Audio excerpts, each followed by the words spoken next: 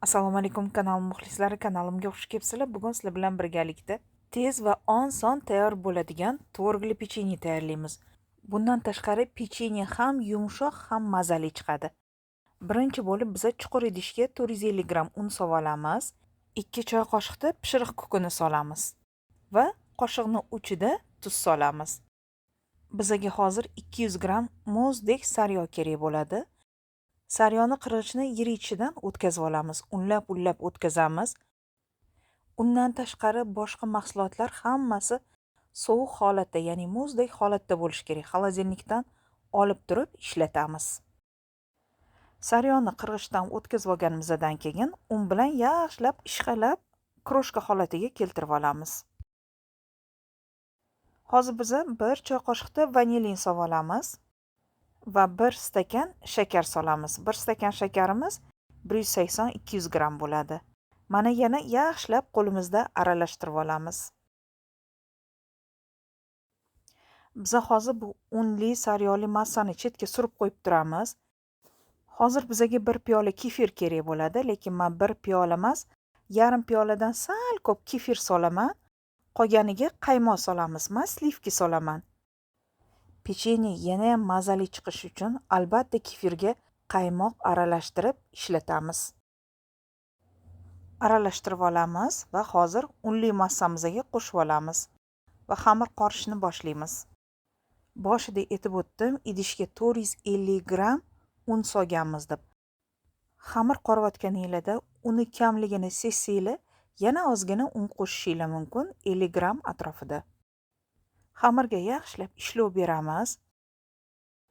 Yaxshisi stolning ustiga olib xamirga ishlov beramiz, kengroq ham qulay. Demak, ishlov berayotganimizda un sepib ishlov beramiz. Xamirni 2 bo'lakka bo'lib olamiz. Zuvala tayyorlab olamiz. Mana 2 ta zuvala bo'ladi. Paketga o'rab, xolodilnikka qo'yib turamiz. Biza nachinkasini, ya'ni tvorogni tayyorlab olguncha xolodilnikda turib turadi. Ushbu pechenyega 600 gram tvorog ishlatyapman men. Tvorogga bitta tuxumni oqini qo'shib olamiz hamda 100 gram shakar qo'shamiz. Tuxumni sarig'ini ustiga surish uchun olib qo'yamiz. 1 choy qoshiqda vanilin qo'shamiz. Bundan tashqari nachinkamizga 2 osh qoshiq manная kruppa solamiz. Manная kruppa bo'lmasa 2 osh qoshiq kraxmal solamiz.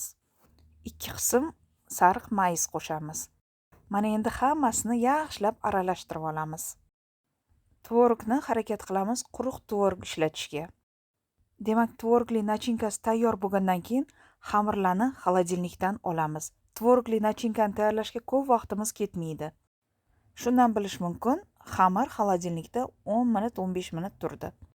Bitta zuvalani olamiz, unlab turib yoyib olamiz. O'zingizlar ko'rdinglar, sariyog' ishlatdik, qaymoq, kefir, xamirimiz yog'liq. O'shaning uchun un sepib turib, jo'va yordamida to'rtburchak shakl berib turib yoyamiz. Xamirni juda ham yupqaroq qilib 3 mm qalinlikda yoyib olamiz. Mana shu paytda duxovkani yoqib qo'yamiz. Biz qizib turgan duxovkada pishiramiz. Xamirni yoyib oldik. Endi nachinkasini solamiz. Mana shu yoyilgan xamirimizni 2 ga bo'lamiz. Hozir hammasini ko'rsatib o'taman. Demak, nachinkani sal kengroq qilib yoyib joylashtirib olamiz. Ustidan ozgina mayiz sepib yuboramiz. Sariq mayiz bilan juda ham mazali chiqadi. Mana endi xamirni buklab turib yig'ishga o'tamiz. Ya'ni rulet shaklida o'rab olamiz. Demak, xamirni o'rtasiga kelganda o'rashni to'xtatamiz va xamirni o'rtasidan kesamiz. Xamirni kesib ajratib olganimizdan keyin yana bo'laklarga bo'lamiz. Taxminan 4 cm dan o'lchasanglar, kesib bo'laklarga bo'lib olamiz. Va har birini pergament qog'oz solingan duxovka listiga terib chiqamiz. Bu tvorogli pechenyelar ham to'yimli chiqadi, ham mazali chiqadi. Bo'laklari mana shunaqa bo'ladi. Biz ko'rdinglar, nachinkasiga 2 osh qoshiqda manная kruppa soldik. Ana shuning uchun suvlari oqib ketmaydi. Shu manная kruppa ushlab turadi. Bu ikkinchi bo'lagi xamirimizni. Bunga ham tvorogni xuddi boyagidek joylashtirib olamiz. ustidan mayiz sepib olamiz va rulet shaklida o'rab olamiz. E'tibor beryapsizlar, xamirni buklaganinglarda xamirni o'zini buklayapsizlar. Hamda oxirida ham xamirni ochiq joyi qoladi. Ya'ni nachinkasiz qoladi. Demak, bo'laklarga bo'lib olamiz. Boya aytganimdek 4 santimetrdan yoki bo'lmasam o'zingizlar xohlagan bo'lakka bo'lishinglar mumkin. Men o'ylayman 4 santimetr juda ham qulay, ham chiroyli chiqadi. Duxovka listiga terib olganimizdan keyin boyaga olib qo'ygan tuxumni sarig'iga 1 osh qoshiq sut aralashtiramiz va ustidan chiroyli qilib surib chiqamiz. Bu birinchi zuvala. Tuxumni sarig'i ham faqat shunga yetib beradi. Mana birinchi zuvaladan 20 ta pechenye tayyor bo'ldi. Ikkinchi zuvalaga boshqa tuxumni chaqib, tuxumni sarig'ini ishlatamiz. Pechenyelar yaraqlab chiroyli chiqishi uchun tuxumni sarig'ini yaxshilab ko'proq suringlar. Endi bizga vilka kerak bo'ladi. Vilka yordamida ustidan chizib chiqamiz. Yana bir variantda aytaman, vilkada chizmasdan ustidan kunjut sepib chiqsanglar ham bo'ladi. U ham chiroyli chiqadi.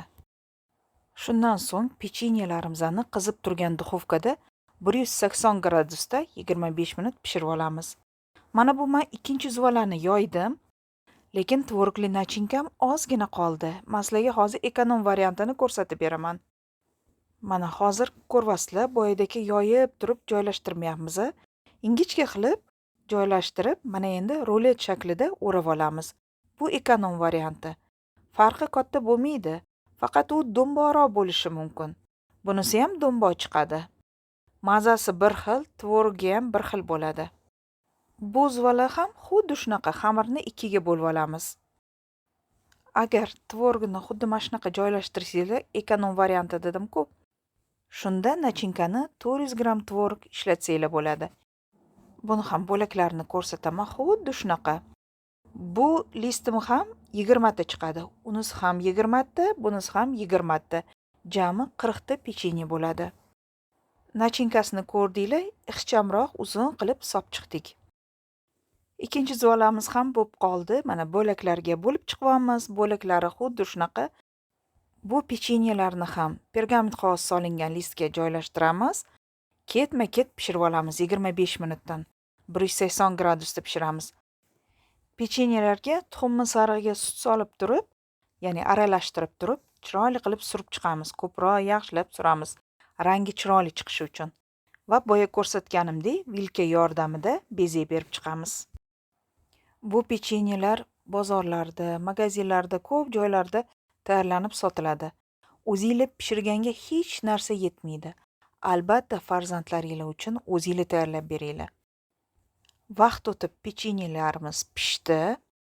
Ketma-ket duxovkadan oldim. Mana ko'rinishini ko'ryapsizlarmi? Ranglarini qarang. Qanaqa chiroyli.